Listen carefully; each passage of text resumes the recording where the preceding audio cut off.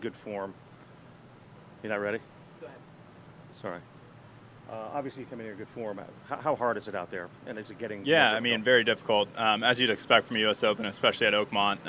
It really hasn't rained up until right about right now, so it's just a little drizzle. So I'm sure it'll stay firm for the weekend. But yeah, it's about as tough as it gets, and so just got to keep the pedal down and make a bunch of pars and sneak the birdies in when you can.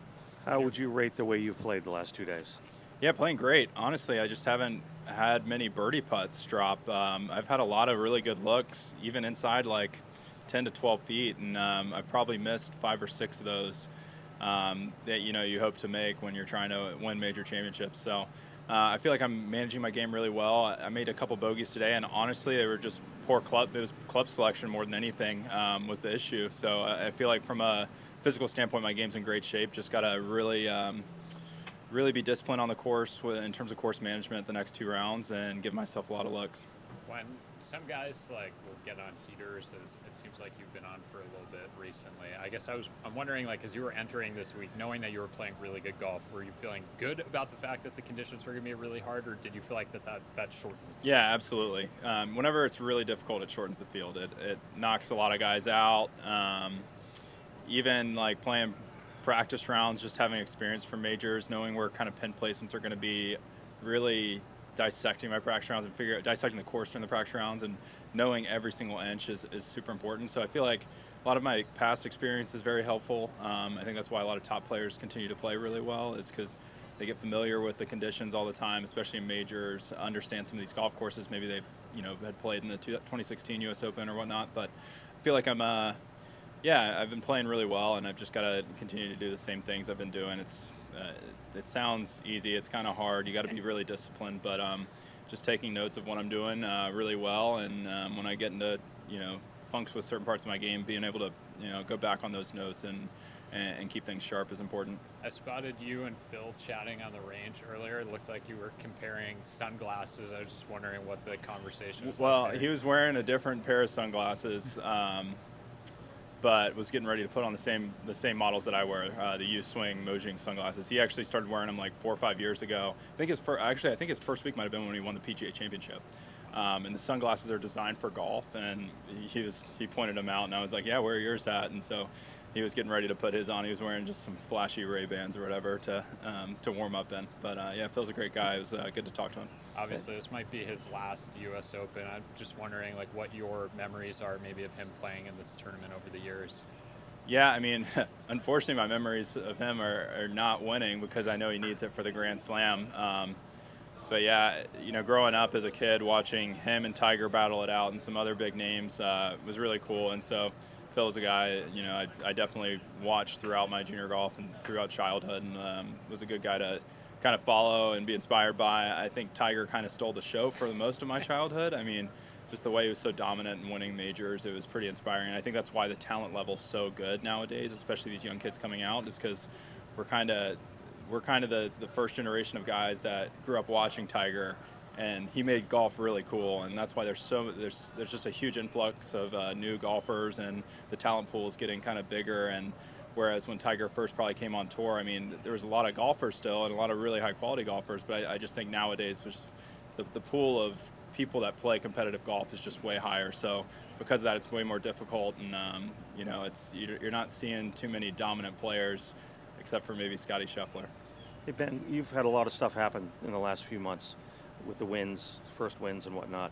Do you look at this major because of the form you're in as kind of your next step in the progression, if Totally. that makes any sense? Yeah, I mean, not that had I not won, I'd still probably come into this event, trying to win. But definitely with my recent accolades, I would say it's my mindset's definitely on winning. Some reporter came up to me on, I think, Wednesday during the last practice round and was like, how much would you pay for even par right now? I was like, I wouldn't pay anything. He's like, well, what do you mean? Even par is what you want in the U.S. Open? I'm like, I don't think even par is going to win it. I don't care about finishing third this week. I'd rather go out there and challenge myself and try to shoot under par and win this thing. And winning score will probably be 4 or 5 under, 3, 4, or 5. And so I've got a really good opportunity this weekend to make a few more birdies and clean up a couple things, but really continue to do the same things and hopefully see some putts drop. Ben, you've got a really cool and unique golf swing. Just wondering if you could help me understand like how it came to be like over the year. Yeah, just grip the club and try to get it square at impact. I think everyone has their natural motions. I wish my swing looked like Roy McIlroy's or Adam Scott's, but I swing my swing and I kind of own it. And I think every golfer out here on tour, or at least top players, all own their swings. And so whether or not my swing might look different to some people or not, it feels good to me. And there's definitely some improvements I want to make as I continue on my progression in professional golf, but I'd say I'm at a really good place. Obviously, if I can win on the PGA Tour and contend in majors, I'm doing something right. Are there any things that you kind of find yourself going back to that just help make your swing work? And was there ever a time where you tried really hard to make it look more like Rory McIlroy? I go back and look at swings when I'm in funks, just to get out of funks. But at a period like right now, I'm actually trying to get progressively a little bit better with my swing. My backswing's a little short with the driver. I've been working on trying to extend that a little bit. When it gets short, I tend to miss it to the right. There's little things like that, but I mean, right now I'm not going back and trying to compare my swing to previous swings. I'm trying to actually progress.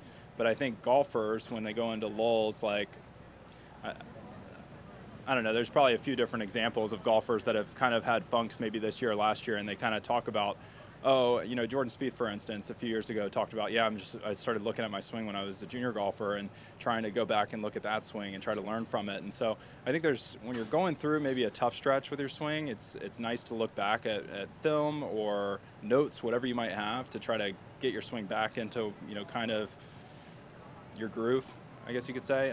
But yeah, right now I'm just trying to progress, and I look at my swing on film, especially before the rounds. I might take a video or two just to see where I'm at, but otherwise, honestly, the PGA Tour does a great job because we get to see all of our shots live from during the season after the tournaments. I can go back and watch every single swing. So 2 nights ago in bed before the first round, I actually just went back and watched my entire final round of Charles Schwab, because even though I was making bogeys on the stretch, I was swinging it really well. And so I just wanted to kind of look at that.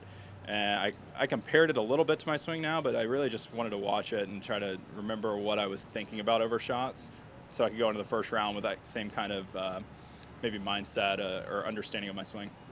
Yeah.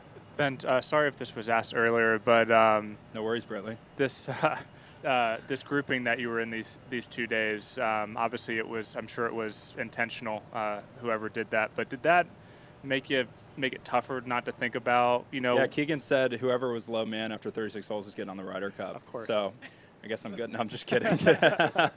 No, I mean, it was fun. 2 guys that I'm really close with. We're all pretty similar in age and have known each other forever. Andrew, I've known more or longer than Maverick. Maverick and I played together for the first time when we were both freshmen in college. So it was really fun. I mean, the Europeans always talk about the culture of their team, and I feel like right now, with the way the team is, I mean, if Maverick, Novak, and I all play really well this summer, I feel like we're really close and know each other really well. Our wives and fiancés all know each other very well, and so it was fun to kind of get some rounds in with both of them.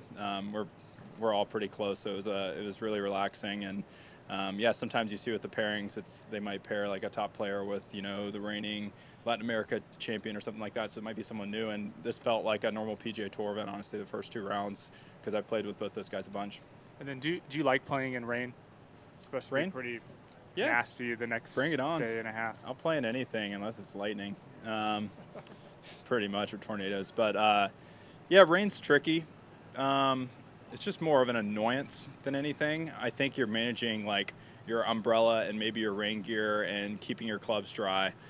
But from a swing standpoint, I don't mind playing in the rain, and obviously it softens conditions most weeks, so it'll probably make it maybe slightly easier, or maybe we'll have to start thinking about spin control a little bit with the wedges if it really rains. But what's the projection? What's the rain look like tomorrow? What are they saying? Steady all day? Yeah, I mean, bring it on. I don't really care. I'm down for whatever. Cool. Thanks, Ben. Thanks, guys.